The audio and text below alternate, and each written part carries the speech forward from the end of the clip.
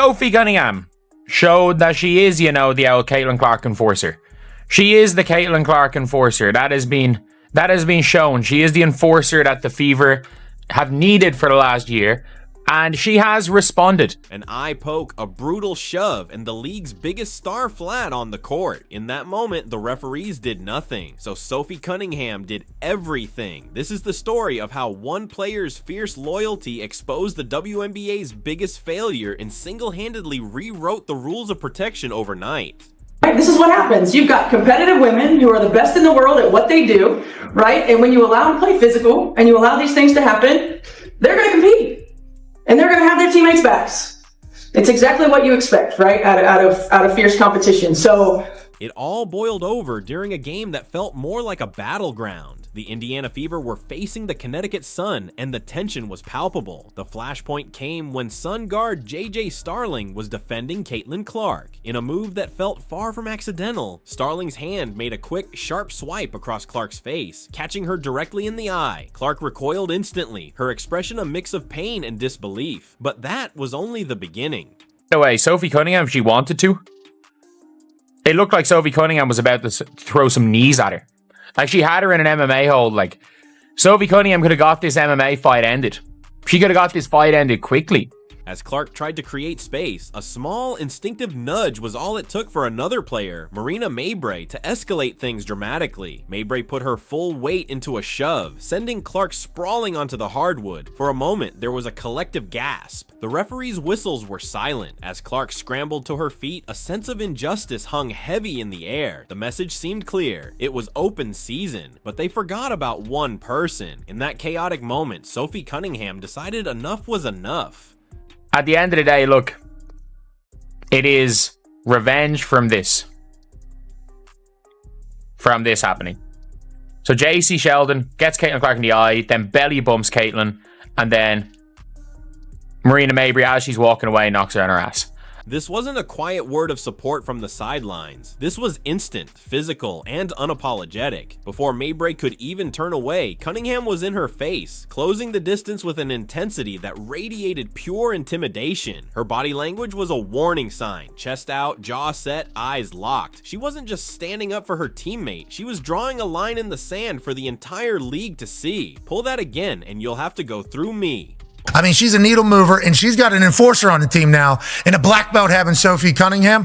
Don't look now, the Fever about to win WNBA title, just like they're about to win the Commissioner's Cup. The referees finally jolted into action, started handing out technical fouls. Clark got one, Mabrey got another, but it was Cunningham who emerged as the undeniable emotional center of the drama. She had just become Caitlin Clark's personal enforcer, and the game would never be the same. But this wasn't just a heat-of-the-moment reaction, it was the public anointing of a new role, one with a deep and storied history.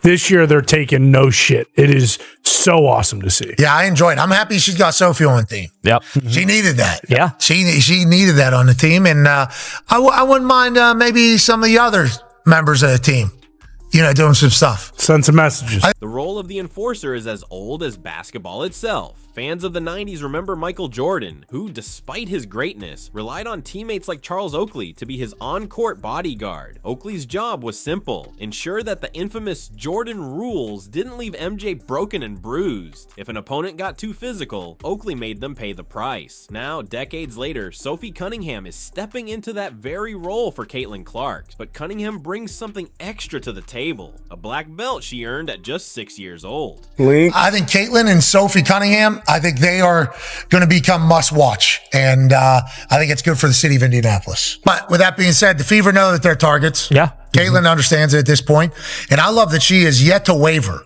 It's just like we're singular focus of next game. I'm getting better. Let's keep. Her reputation for toughness followed her from Phoenix, where she was known as Diana Torres' protege. She has always played with a physical edge, but now with Clark as her teammate, that physicality has a new, singular purpose. And what happened next would prove just how effective she could be. This is what happened with Sophie Cunningham. So Sophie Cunningham,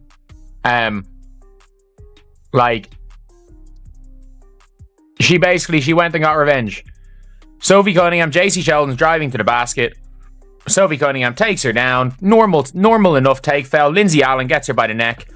The message was received loud and clear. In the games that followed the clash with the Sun, a subtle but noticeable shift occurred. Opponents who had previously been aggressive with Clark now showed a shadow of hesitation. A player driving to the basket would think twice. A defender would be a little less handsy. This was the Cunningham effect. Yeah, Sophie Cunningham has just shown that if you are going to do something to Caitlin, it's not going to be free anymore. It's not going to be free. Caitlin's not the one standing up for herself, because no offense, like, I would take JC Sheldon in a fight over Caitlin Clark. Because at the end of the day, JC Sheldon has nothing to lose. JC Sheldon can take a 5-game suspension. It makes no difference. She had created a layer of psychological armor around her star player. It wasn't just an emotional boost, it was a genuine strategic advantage. The Fever now had a deterrent, an insurance policy against the cheap shots that had plagued Clark's rookie season. This newfound protection, however, threw a glaring spotlight on a much bigger, more troubling problem. Is what she posted as soon as it happened. This is in the locker room. This is before the game ended. Before the game ended, she comes out in the locker room and posts this. Like, what are we doing? Definitely the W, especially if Sophie Cunningham is going to continue to fight people for messing with Caitlin Clark, because it feels like Caitlin Clark is going to get treated in a certain way in this league for a long time. She's not a rookie anymore. Okay? She's already proved herself. She's won. And then there were some, ladies last night that were trying to go a little physical. Why was an enforcer even necessary in the first place? That was the question echoing across social media and sports talk shows. The incident exposed a glaring weakness in the WNBA's officiating. The league was accused of failing to protect its golden goose. Fans and analysts were baffled. How could a player be poked in the eye and then shoved to the ground with no immediate call? Many felt the line had been crossed and the referees had failed to do their job. My teammates weren't jumping in there. They bring in Sophie Cunningham. I had no idea. Sophie Cunningham was a black belt at the age of 6. Yeah. Yep. Boom. Wow. JC Sheldon, that's cute. You want to poke her in the eye, then push her into a boom, maybe thing? Go ahead. I'll take a take foul, and you'll eat the deck a little bit here. Best possible response, just a picture of her shrugging her shoulders. Because look, that is what Sophie Cunningham is. That is what Sophie Cunningham is. Sophie Cunningham is an enforcer. They didn't like... People weren't saying she was the enforcer for no reason. People weren't saying that. Like, the enforcer's job is to make sure that nobody messes with her. This wasn't just about one bad game. It felt like part of a pattern. The league that was benefiting so immensely from the Caitlin Clark effect seemed unwilling or unable to provide her with the standard protection afforded to superstars in other leagues. The lack of action forced a player to take matters into her own hands, leading to a firestorm of debate. It's what's happened. Like, it's how things are meant to go. Like, people just want enforcers. People want enforcers, but at the end of the day, people are going to celebrate enforcers when enforcers are enforcers. Unsurprisingly, Cunningham's actions split the court of public opinion. On one side, she was hailed as a hero. Fans celebrated her loyalty, calling her Secret Service and the ultimate teammate. She did what the league wouldn't, standing up for her friend and teammate when no one else would. To them, her actions were a necessary response to a league that had let things get out of control. On the other side, critics saw her as a hothead. Like, Sophie Cunningham is in a situation where she can take a 5-game suspension. She can take a 5-game suspension for the greater good of the team. Just like Charles Oakley could. Just like Bill Laimbeer could with Isaiah Thomas. Like, these people all have the ability to... to be enforcers. They argued that her aggressive response only escalated the situation, risking more technical fouls, a potential suspension, and inviting retaliation. Some even suggested she could face a multi-game suspension, arguing that she was creating more risk than she was solving. Her role became a lightning rod, forcing everyone to pick a side. But the frustration wasn't just coming from the fans, it was coming from inside the Fever's own locker room. Caitlin Clark again. Teams are going to have to think twice, because, by the way, if people think Sophie Cunningham's the only player in the Fever that's going to do something like this, there are players in the Fever that will take someone out. Perhaps no one captured the frustration better than Fever head coach Stephanie White. In her post-game press conference, she didn't hold back. She stated that the officiating issues weren't new, but had been happening all season long. When the officials don't get control of the ball game, she said, this is what happens. You've got competitive women who are the best in the world. They're going to compete and they're going to have their teammates' backs. But there are players on the Fever team that will knock someone on their ass. Not named Sophie Cunningham. Again, not to this extent. Not taking somebody down and getting them in a freaking Muay Thai clinch and look like she's like contemplating whether or not she's going to throw up some knees to end the fight soon. She revealed that the coaches bring up the same officiating concerns in league meetings every single year, yet nothing changes. Her words were a powerful validation of Cunningham's actions. It showed that this wasn't an isolated incident, but a boiling point reached after a season of simmering frustration with the league's inability to manage the game properly. And it's funny that she got celebrated for doing all this. She got celebrated for all this in Phoenix, by the way. She got celebrated for this type of things because, she's Diana Taurasi's protege. Coach White's frustration was a spark, but the media turned it into an inferno. The incident didn't just stay within the world of WNBA analysis. It erupted across the entire sports landscape. Major talk shows and top commentators seized the narrative, turning the on-court drama into a national debate. The question was no longer just about a few missed calls. It was about whether the WNBA was deliberately allowing its brightest star to be targeted, or if it was simply incapable of handling the pressure she brought. As soon as she joins the Indiana Fever, she got suplexed in her first game. And the same people celebrating her being suplexed are calling for her to be kicked out of the league. Battle lines were drawn. Some analysts argued it was a case of veteran jealousy, a brutal welcome to the league moment taken too far. Others claimed the league was fumbling its golden opportunity, showcasing a product that looked undisciplined and chaotic. The WNBA found itself under siege, with its officiating, its culture, and its leadership all under a microscope. It's basketball, and this is the referee's fault at the end of the day. Like, it is the referee's fault. Because this does not happen if the referee just stops this early. If the referee chucks Marina Mabry when that happens. If the referee chucks JC Sheldon when she clawed Caitlin Clark in the face. None of this happens. The silence from the league office was deafening, leaving a vacuum that was filled with outrage and speculation. While the media storm raged, something else was happening behind the scenes in Indiana. The controversy wasn't breaking the Fever, it was building them.